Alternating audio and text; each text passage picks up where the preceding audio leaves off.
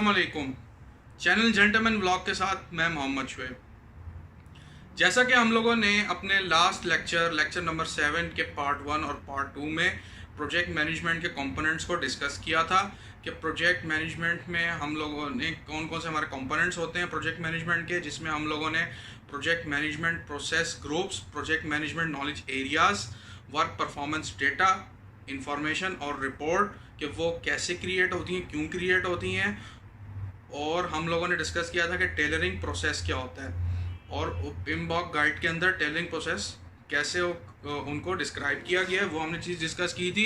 हम लोगों ने डिस्कस किया था कि बिजनेस केस, बिजनेस डॉक्यूमेंट्स और बेनिफिट्स मैनेजमेंट प्लान ये क्यों होते हैं और क्यों इनको क्रिएट किया जाता है, क्या इनका मकसद होता है। आज के इस लेक्चर में हम लोग डिस्कस करेंगे कि role of the project manager क्या होते हैं, कि प्रोजेक्ट मैनेजर के क्या रोल होते हैं किसी भी ऑर्गेनाइजेशन में और प्रोजेक्ट के ऊपर, जिसमें हम लोग देखेंगे सबसे पहले कि प्रोजेक्ट मैनेजर कौन होता है, उसकी क्या कॉम्पिटेंसीज होती हैं, क्या उसमें टेक्निकल स्किल्स प्रोजेक्ट मैनेजमेंट से रिलेटेड होनी चाहिए, क्या स्ट्रेटेजिक और बिजनेस मैनेजमेंट स्किल्स होनी चाहिए उसके पास, और जो है हम लोग डिस्कस करेंगे कि प्रोजेक्ट मैनेजर में एज अ लीडर कौन सी स्किल्स होनी चाहिए। और हमारा जो टॉपिक होगा वो होगा कि लीडरशिप और मैनेजमेंट की जो स्किल्स हैं उनको हम कंपेयर करेंगे। तो चलें फिर चलते हैं लेक्चर की तरफ। सबसे पहले हमारे पास डेफिनेशन ऑफ प्रोजेक्ट मैनेजर, जिसमें हमारे पास है role of the project manager, यानी कि प्रोजेक्ट मैनेजर के क्या कैरेक्टरिस्टिक्स होने चाहिए, क्या उसमें एट्रीब्यूट्स होने चाहिए प्रोजेक्ट मैनेजर के। तो सब इसमें है manage things and lead people, कि कैसे प्रोजेक्ट मैनेजर ने जो भी प्रोजेक्ट से रिलेटेड जो चीज़ें हैं उनको मैनेज करना है, और जो अपनी जो टीम है उसको कैसे उसने लीड करना है प्रोजेक्ट के जो रिजल्ट्स हैं उनको अचीव करने के लिए। गेट द थिंग्स डन, यानी कि जो भी प्रोजेक्ट की जो ऑब्जेक्टिव्स हैं, रिक्वायरमेंट्स हैं, उनको पूरा करना है। Working in the system and framework, यानी जो भी हमारी ऑर्गेनाइजेशन का जो सिस्टम है, जो फ्रेमवर्क है, उसके अंदर रह के कैसे उन चीज़ों को पूरा करना है। एक्टिव लिसनर, प्रोजेक्ट मैनेजर को जो है एक्टिव लिसनर होना चाहिए, यानी कि जो भी कन्वर्सेशन हो उसके अंदर वो इन्वॉल्व हो, उस चीज़ को वो क्लैरिफाई करे और कंफर्म करे कि सामने वाले ने क्या बोला है उसको, ताकि उसको बाद में वो प्रॉपरली जो है उस रिक्वायरमेंट को जो है या उसकी आगे जो है कम्युनिकेट कर सके। ये प्रोजेक्ट मैनेजर के जो है एट्रीब्यूट्स और कैरेक्टरिस्टिक्स हैं, यानी कि प्रोजेक्ट मैनेजर का जो काम है, जो चीज़ें हैं जो है जो चीज़ रिक्वायरमेंट है प्रोजेक्ट की उनको पूरा करना है, उनको मैनेज भी करना है, और जो लोग हैं उनको भी लीड करना है। नेक्स्ट है हमारे पास प्रोजेक्ट मैनेजर कम्युनिकेट्स, कि कैसे प्रोजेक्ट मैनेजर ने जो है कम्युनिकेशन करनी है, क्योंकि प्रोजेक्ट मैनेजर की जो जॉब होती है 90% वो कम्युनिकेशन ही होती है अपने स्टेक होल्डर्स टीम के साथ या कस्टमर और क्लाइंट के साथ भी, जिसमें है लिसनिंग एंड स्पीकिंग, यानी कि प्रोजेक्ट मैनेजर को जो है सुनना भी और जो बोलना है वो कैसे उसने कम्युनिकेट करना है, ये भी उसकी एक जो है कम्युनिकेशन होनी चाहिए उसको प्रॉपरली, कि कैसे उसने कम्युनिकेट करना है और कैसे उसने उस चीज़ को आगे पहुंचाना है। इंटरनल टू द प्रोजेक्ट, कि कैसे उसने अपने टीम मेंबर से team member to team member उसने कम्युनिकेट करना है, जिसमें हमारे पास टीम हो सकती है, प्रोजेक्ट टीम या स्टेक होल्डर्स हो सकते हैं। एक्सटर्नल टू द प्रोजेक्ट, कि कैसे प्रोजेक्ट मैनेजर ने जो है एक्सटर्नल कस्टमर के साथ जो है कम्युनिकेट करना है।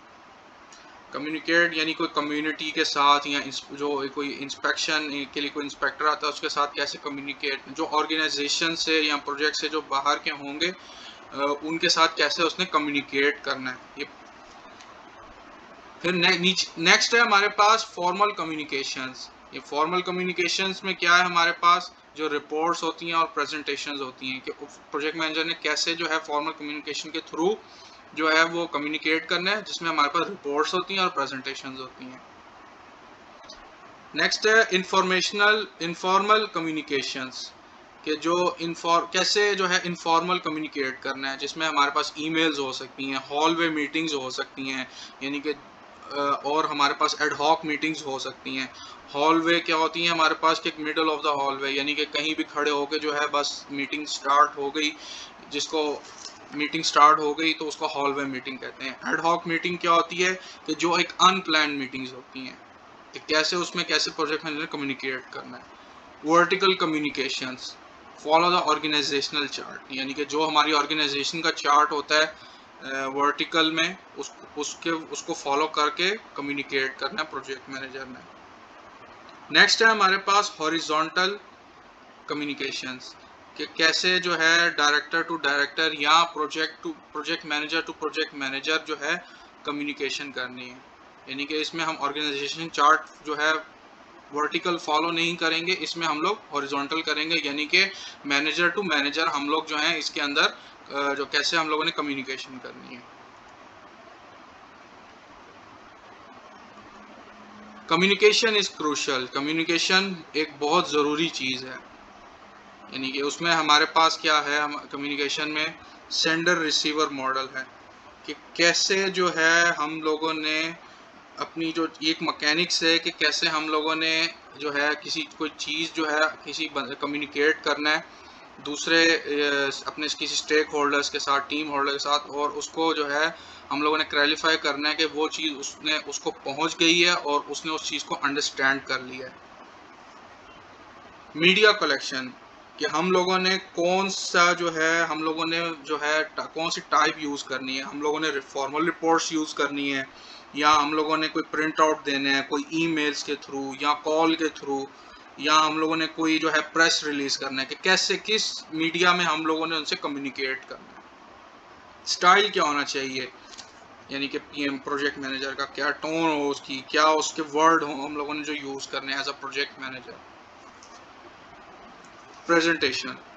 कि प्रेजेंटेशन हम लोग जिसमें हम लोगों को पावर पॉइंट यूज़ करना है, हम लोगों ने चार्ट्स यूज़ करने हैं या ग्राफ्स यूज़ करने हैं, कैसे हम लोगों ने जो है कितनी वो फॉर्मल होनी चाहिए, क्या उसमें एक्सपेक्टेशंस होनी चाहिए। फैसिलिटेशन, कि कैसे हम लोगों ने जो है वो पीपल्स को अपनी मीटिंग्स के अंदर इन्वॉल्व करना है। मीटिंग मैनेजमेंट, कि क्या हमारे पास मीटिंग मैनेजमेंट में क्या एजेंडा हो, क्या टाइमलाइन हो, एज अ प्रोजेक्ट मैनेजर हम लोगों को इसमें पता होना चाहिए। चैप्टर जो है कम्युनिकेशन से रिलेटेड है, ये हम लोग जो है चैप्टर नंबर 10 जो हमारे पिमबॉक गाइड के अंदर है उसमें हम कम्युनिकेशन का एक चैप्टर जो है वो स्टडी करेंगे, जिसके अंदर हम लोग ये सेंडर रिसीवर मॉडल डिटेल में हम लोग जो है इसको डिस्कस करेंगे, और जो क्या हमारे कौन सी टाइप्स होती है कम्युनिकेशन की हम लोग वो भी डिस्कस करेंगे। फिर मीडिया सिलेक्शन स्टाइल जो है हम लोग उसमें ये चीज़ भी डिस्कस करेंगे चैप्टर नंबर 10 के अंदर।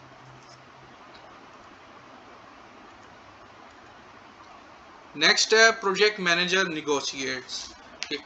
एक जो प्रोजेक्ट मैनेजर की जो कैरेक्टरिस्टिक है या जो एट्रीब्यूट्स हैं वो निगोशिएशन पे भी होने चाहिए। एम फॉर फेयर एग्रीमेंट, यानी कि एक जो है वो फेयर एग्रीमेंट जो है दो पार्टीज के दरमियान के कैसे उसमें निगोशिएशन करनी है किसी भी वैलिड पॉइंट तक आने के लिए, ये प्रोजेक्ट मैनेजर के अंदर ये कैरेक्टरिस्टिक होना चाहिए। प्रियोरिटीज, किन ज़रूरी चीज़ों को प्रियोरिटीज देनी है। टेक्निकल अप्रोच, कि कौन सी टेक्निकल अप्रोचेस को यूज़ करके हम लोगों ने जो है अपने प्रोजेक्ट के जो रिक्वायरमेंट्स हैं जो ऑब्जेक्टिव्स उनको कैसे हम लोगों ने करना है, ना ज़्यादा ना कम। प्रोजेक्ट स्कोप, कि क्या कि प्रोजेक्ट का जो स्कोप है उसके अंदर कोई अगर जो है वो हम लोग डिस्कशन कर रहे हैं कि उसमें चेंजिंग करनी है कोई चीज़ करनी है तो कैसे उस चीज़ को मैनेज करना है प्रोजेक्ट मैनेजर ने। इसी तरह स्केजुअल के अंदर है कि कोई अगर हमारे स्केजुअल के अंदर कोई चेंजिंग हो रही है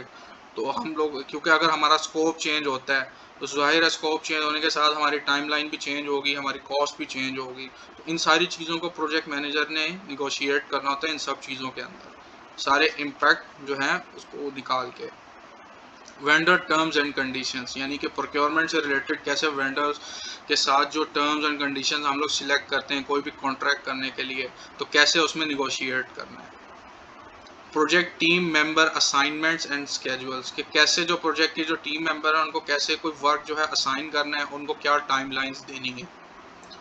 रिसोर्स कंस्ट्रेंट्स, यानी कि कोई भी जो रिसोर्स है हमारे पास जैसे टूल्स हैं इक्विपमेंट्स हैं या मैन पावर है, कैसे अगर कोई उन पर कंस्ट्रेंट्स यानी कि अवेलेबिलिटी नहीं है या उनको जो है किसी दूसरे प्रोजेक्ट में है तो कैसे दूसरे प्रोजेक्ट मैनेजर के साथ निगोशिएट करके या ऑर्गेनाइजेशन के साथ निगोशिएट करके उस रिसोर्स को अपने प्रोजेक्ट पे अवेलेबल करवाना है, क्योंकि वो कंस्ट्रेंट्स हैं, क्योंकि वो एक अगर हमारे पास एक स्किल का बंदा है वो किसी दूसरे प्रोजेक्ट के ऊपर है तो कैसे हम लोगों ने दूसरे जो है प्रोजेक्ट मैनेजर के साथ निगोशिएट करके उस रिसोर्स को अपने प्रोजेक्ट के ऊपर इम्प्लीमेंट करवाना है।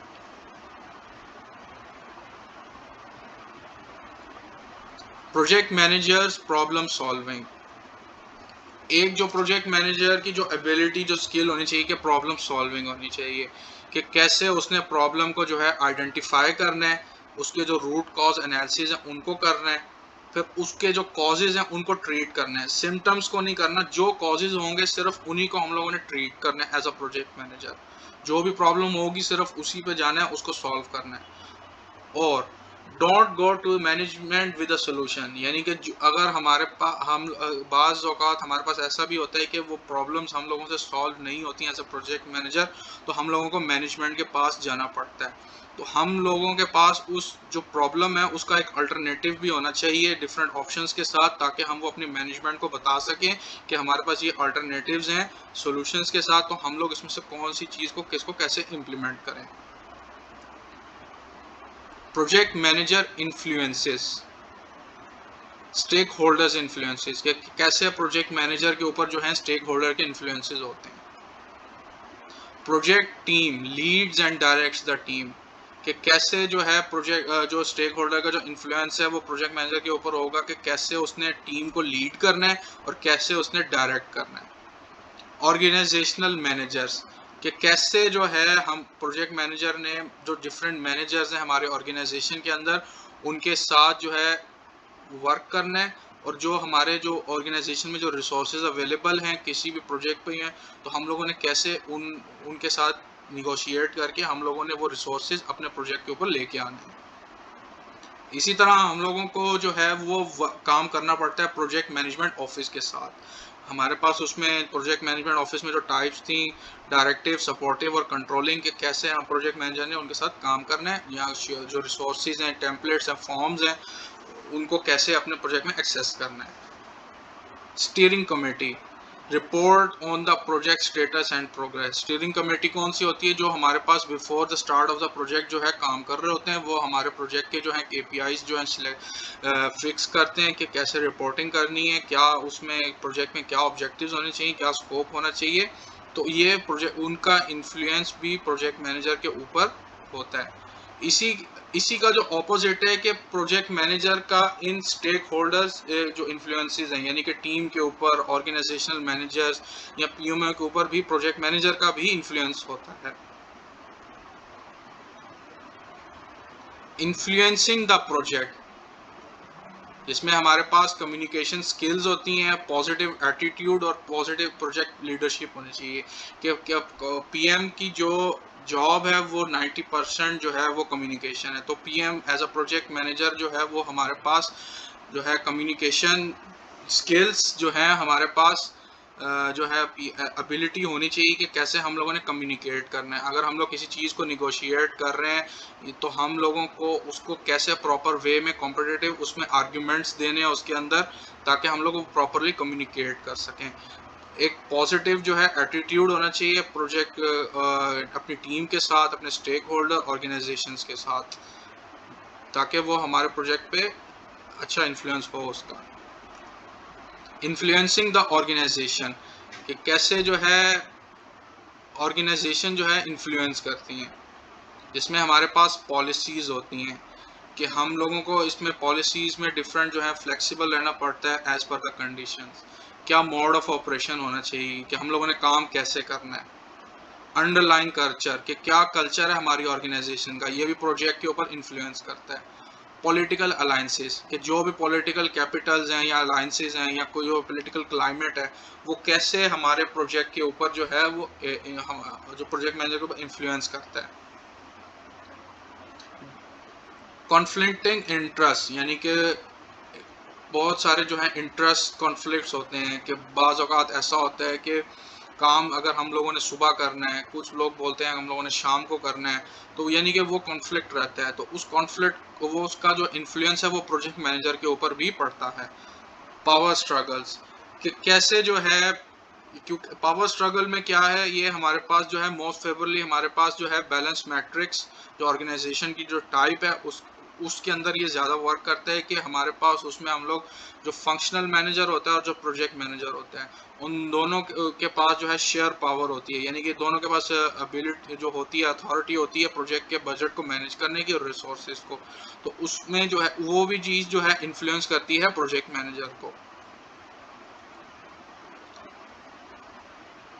Managing social economic and environmental project influences, जिसमें हमारे पास जो मार्केट प्लेस या इकोनॉमिक कंडीशंस होती हैं वो भी इन्फ्लुएंस करती हैं प्रोजेक्ट मैनेजर को। इन्वायरमेंटल कंसर्न्स एंड रेगुलेशंस कि कहाँ पे हमारा प्रोजेक्ट जो है वो हम लोग कर रहे हैं, तो वो चीज़ भी एक बहुत ज़्यादा जो है इन्फ्लुएंस करती है। Social view of project and it outcomes, यानी कि जो कम्युनिटी, जो लोग, उनका जो व्यूज़ होते हैं वो भी, और जो आउटकम्स होते हैं प्रोजेक्ट के, वो भी इन्फ्लुएंस करते हैं। कंसिडरिंग इंटरनेशनल इन्फ्लुएंसेस, जिसमें हमारे पास इंटरनेशनल इन्फ्लुएंसेस कौन कौन से होते हैं, कल्चर का होता है, लैंग्वेजेस का होता है, या इकोनॉमिकल मॉडल्स होते हैं, वहाँ की इकोनॉमी जो होती है उस पर डिपेंड करते हैं, रूल्स और रेगुलेशंस जो होती हैं वो इन्फ्लुएंस करती हैं, और सोशल इन्फ्लुएंसेस कि जो पीपल्स या कम्युनिटी जो होती हैं, पीपल्स, तो वो कैसे इन्फ्लुएंस करती है इंटरनेशनल लेवल पे प्रोजेक्ट मैनेजर पे, कि अगर हमारा प्रोजेक्ट जो है हम लोग आउट ऑफ द कंट्री, यानी अपनी एक ऑर्गेनाइजेशन हमारी है, हम एक दूसरी कंट्री के अंदर हम वो प्रोजेक्ट जो है इनिशिएट कर रहे हैं, तो वहाँ की जो इंटरनेशनल जो इन्फ्लुएंस होते हैं वो प्रोजेक्ट मैनेजर कैसे होते हैं। कल्चर एंड इंडस्ट्री इन्फ्लुएंसेस, जिसमें हमारे पास ये चार जो हैं फैक्टर्स हैं कि वहाँ पे करंट ट्रेंड और प्रैक्टिसेस क्या हैं हमारी जो हैं, के जिस जगह पे जिस हम लोग वो जो प्रोजेक्ट जो इनिशिएट कर रहे हैं वहाँ के क्या ट्रेंड और प्रैक्टिसेस हैं, वहाँ का इन्वायरमेंट क्या है। प्रोजेक्ट मैनेजमेंट कम्युनिटीज़, यानी कि हमारी ऑर्गेनाइजेशन और हमारी इंडस्ट्री के अंदर क्या प्रोजेक्ट मैनेजमेंट के जो टेक्निक्स एंड नॉलेज एरियाज़ हैं, ये चीज़ इन्फ्लुएंस करती है। प्रोजेक्ट मैनेजमेंट एजुकेशन, कि एज अ प्रोजेक्ट मैनेजर जो है मुझे अपनी स्किल्स को बढ़ाने के लिए जो है एजुकेशन ज़रूरी होती है डिफरेंट लेवल्स के ऊपर, तो वो चीज़ भी इन्फ्लुएंस करती है। एप्लीकेशन एरियाज़, कि किन किन एप्लीकेशन एरियाज़ का जो है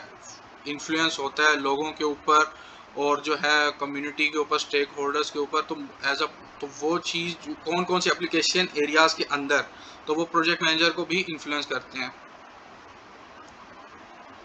प्रोजेक्ट मैनेजमेंट कॉम्पिटेंसीज, इसमें हमारे पास क्या है, building the project management competencies. अगर हम लोग पीएमपी जो है अर्न कर लेते हैं तो ये एक प्रोजेक्ट मैनेजमेंट हम लोगों ने प्रोफेशनल प्रोजेक्ट में सर्टिफाई हो गए हैं उसके अंदर। उसको जो है हम लोगों को मेंटेन रखने के लिए हम लोगों को पीडीयूज जो हैं वो अचीव करने पड़ते हैं, कंटिन्यूइंग एजुकेशन, यानी कि पीडीयूज क्या होते हैं, प्रोफेशनल डेवलपमेंट यूनिट्स। तो वो हम लोग जो हैं हम लोगों को अचीव करने के लिए उसमें जो है एजुकेशन से रिलेटेड जो हमारे पास जो है हम लोगों को उसमें कुछ पीडीयूज लेने होते हैं, और कुछ पीडीयूज जो हैं हम लोगों को गिव बैक करने होते हैं, यानी कि एज अ जो है हम लोग ट्रेनर या हम लोगों को अपनी इंडस्ट्री को जो देते हैं एक्सपीरियंस जो हम लोग शेयर करते हैं अपनी इंडस्ट्री के साथ, वो पीडीयूज जो होते हैं। कंटिन्यूइंग सर्टिफिकेशन रिक्वायरमेंट्स हैंडबुक, इसकी जो लिंक है मैं वो शेयर कर दूंगा, क्या कहते हैं, डिस्क्रिप्शन के अंदर, कि क्या क्या रिक्वायरमेंट्स होती हैं जो सर्टिफिकेट जो हम लोग पीएमपी जो हम लोगों ने सर्टिफिकेशन की होती है उसको कैसे मेंटेन रखना होता है। Project management competencies, competency model, यानी कि ये कॉम्पिटेंसी मॉडल है कॉम्पिटेंसी से रिलेटेड,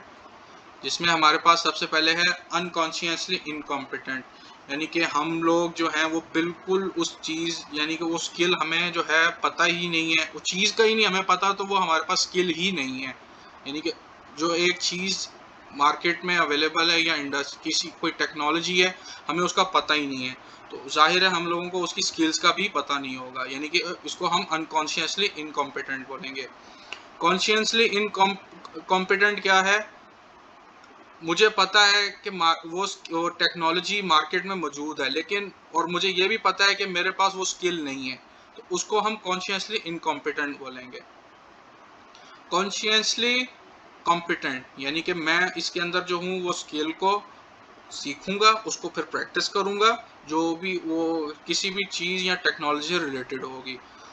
अनकॉन्शियसली कॉम्पिटेंट, यानी कि इसमें क्या होगा, मैं बगैर सोचे समझे, बगैर इसमें कोई जो है प्रैक्टिस किए, लर्न किए, मैं उस चीज़ को जो है स्किल को बगैर सोचे जो है इम्प्लीमेंट करूँगा। चूज एन कॉन्शियस कॉम्पिटेंस, यानी कि इसमें क्या है, मैं उस चीज़ को प्रैक्टिस करूँगा और मेंटेन रखूँगा अपनी स्किल्स को एज पर द रिक्वायरमेंट्स।